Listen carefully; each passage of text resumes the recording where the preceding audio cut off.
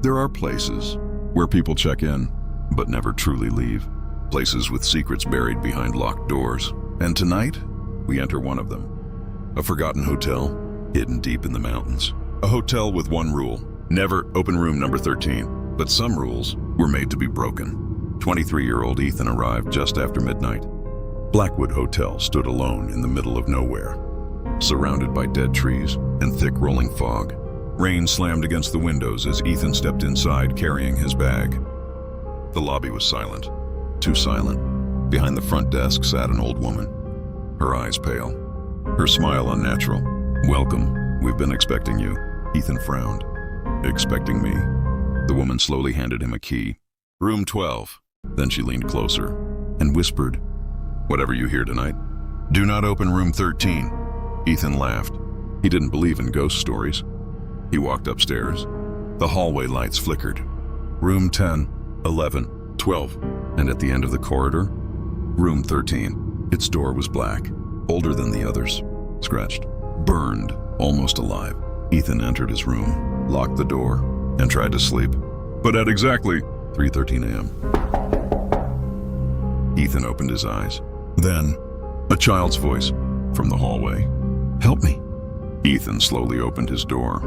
The hallway was empty, but the voice came again. "Please, help me." At the end of the corridor, a little girl stood facing the wall. Long black hair, bare feet, white dress. Ethan swallowed hard. "Are you okay?" Slowly. The girl pointed toward room 13, then disappeared. Just gone. Ethan's hands trembled. But curiosity is stronger than fear. He walked toward the door, step by step by step, until he stood in front of room 13. The handle was ice cold. He turned it. Click. The door opened by itself. Inside, darkness, and something breathing, heavy, slow, waiting. Ethan turned on his phone flashlight. The walls were covered in names. Hundreds of names. Guests, missing people. And at the center of the room, a mirror, written in blood. "Look behind you!" Ethan slowly looked into the mirror and froze. Standing behind him was himself, but older, dead, eyes black, neck broken. The reflection smiled, but Ethan wasn't smiling. Then the reflection whispered, "You were never the guest. You're the next room." The lights went out, and Ethan screamed. Ethan stood frozen beside his bed. This time, the sound was louder, closer, almost, inside his room. His breathing became heavy. Then his phone lit up by itself, 3:13 a.m., and suddenly, an unknown call appeared. Ethan slowly answered. Only one whisper came through. "Don't look behind you." Ethan's hands trembled. Sweat ran down his face, slowly, very slowly. He turned around. At first, nothing, just darkness. Then, two glowing eyes appeared in the corner, watching him, not blinking, not moving, just watching. Fear took control. Ethan grabbed his bag and ran into the hallway. His footsteps echoed through the hotel, but something felt wrong. The hallway was longer now, much longer. No stairs, no exit, only doors, and every single door looked exactly the same.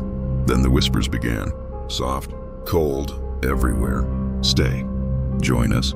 Never leave." Ethan covered his ears, but the voices were now inside his head, and each step forward made them louder. At the end of the hallway, the old receptionist stood smiling, completely still, her pale eyes locked onto Ethan. Then she whispered, "You should have listened." Her smile stretched wider, far wider than any human smile could. And then she disappeared. The hallway lights exploded. Darkness swallowed everything. Ethan screamed. Then, silence. The next morning, the hotel stood quiet, as if nothing had happened. But on room 13's door, a fresh handprint appeared. From the inside, narrator whisper, "And room number 13 was waiting for its next guest. If you were standing outside room number 13 and heard someone calling your name, would you open the door? Comment below. And if you love terrifying stories like this, subscribe for more nightmares, because the next story may be about you."